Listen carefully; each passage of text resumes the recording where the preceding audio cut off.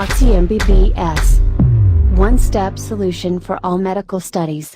Hi dear medicos, in this video we will talk about a very simple trick with the help of which you can easily remember which major blood vessels are derived from which aortic arch. So in this schematic diagram I am showing major blood vessels, and as you know these are ascending aorta, arch of the aorta, descending aorta, pulmonary trunk, a right pulmonary artery, left pulmonary artery, ductus arteriosus, and this arch of the aorta gives mainly three branches, 1, 2, 3, and these are left subclavian artery, left common carotid artery, and this one is the brachiocephalic trunk. Now बहुत सारे students को confusion हो जाता है कि ये जो brachiocephalic trunk है ये राइट साइड में प्रेजेंट होती है कि लेफ्ट साइड में प्रेजेंट होती है. तो माय डियर मेडिकोज, जब आप ब्रेकियो लिखते हो ब्रेकियोसेफेलिक, तो ये जो आर है ये खुद आपको रिमाइंड कराएगा कि I am present in the right side. It means brachiocephalic trunk is present in the right side of the body, and brachiocephalic trunk give rise to the right common carotid artery and right subclavian artery. And this one is the internal carotid artery, and this one is the external carotid artery, arises from the common carotid artery, and from the proximal part of the subclavian artery vertebral artery arises. So हमारे काम की blood vessels जो aortic arches से related हैं वो कौन सी हैं? Common carotid artery along with the external and internal carotid artery, proximal part of the right subclavian artery. Remember that proximal part of the right subclavian artery, and blood vessels related to the pulmonary trunk, and these are pulmonary artery and ductus arteriosus. So in this column I am showing major blood vessels, and in this column number of arch from which major blood vessels are arised. So first one is common carotid artery along with the external and internal carotid artery derived from third aortic arch.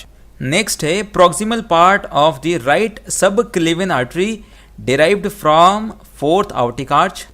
Then pulmonary artery and ductus arteriosus derived from sixth aortic arch.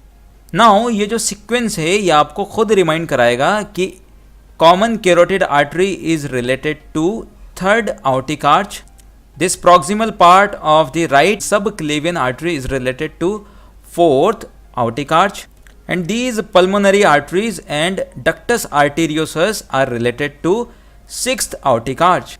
So on the top there is common carotid artery along with the external and internal carotid artery.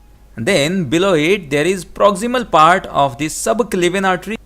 Then below it pulmonary arteries along with the ductus arteriosus. So for common carotid artery there is 3. For proximal part of the right subclavian artery there is 4.